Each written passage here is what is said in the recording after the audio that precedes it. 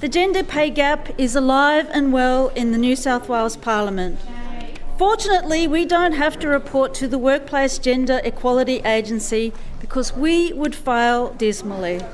Of course, we all know that MPs are on equal pay, but this gap is sneaky. I'm referring to the average pay of women and men across Parliament when you take into account office holder positions, because we all know they attract more money.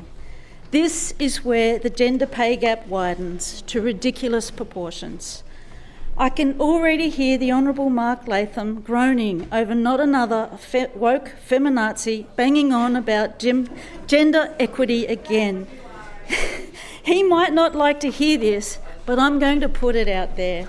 The fact is, this House doesn't practice what it preaches.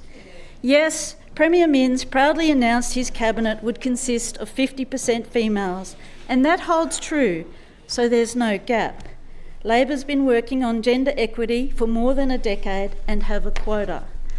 But the New South Wales Parliament doesn't have a gender quota, and guess what? Labor doesn't have to follow their own Labor rules when they are in this place.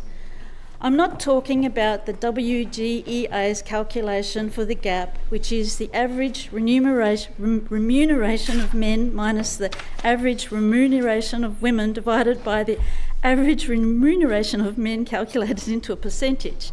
I'm talking about the other gap, which exists when you see who holds the office holder positions in the Legislative Assembly and the Legislative Council, not to mention committee chairs. It won't surprise you that out of all the positions, be they ex officio or elected, a stark majority is filled by men. Don't get me wrong, I love men. I've been married to one for over 34 years, but fair's fair. Let me break it down for you. Let's go with the Legislative Assembly first. The Speaker, Assistant Speaker, Party Whip, Opposition Whip and Opposition Deputy Whip, all males, 5 in total. The Deputy Speaker and Deputy Whip are female, for a total of 2. Here in the Legislative Council, the situation is worse. The President, Deputy President, Assistant President, Whip, Deputy Whip, Opposition Whip and Opposition Deputy Whip are all males, total 7. So the tally so far, 14 males, 2 females. And we could look at parliamentary secretaries, the tally there, 8 males, 6 females. Now, when we add in the committee chairs, it gets even worse. I won't include select committees, just the Legislative Council and Legislative Assembly Committee and the joint committees of the Legislative Assembly and Legislative Council. Have a guess. 20 male chairs and 14 female chairs. To be fair though, one of those committees only has female members, so it is foregone conclusion that the chair of that committee would be female. Do you get the picture about the gender pay gap? It's simple arithmetic. Males 44, females 22. It's so bad I haven't included the Premier and Cabinet in the figures or the opposition leadership team.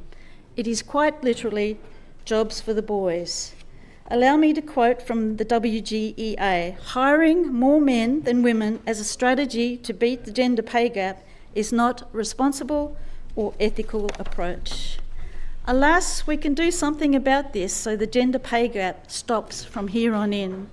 It's incumbent upon us all, when we are making our deals and shoring up the votes for our respective causes, to be mindful of the full impact of those decisions. We must factor in the gender gap, or more precisely, close the gender gap. From now on here in New South Wales Parliament. Thank you.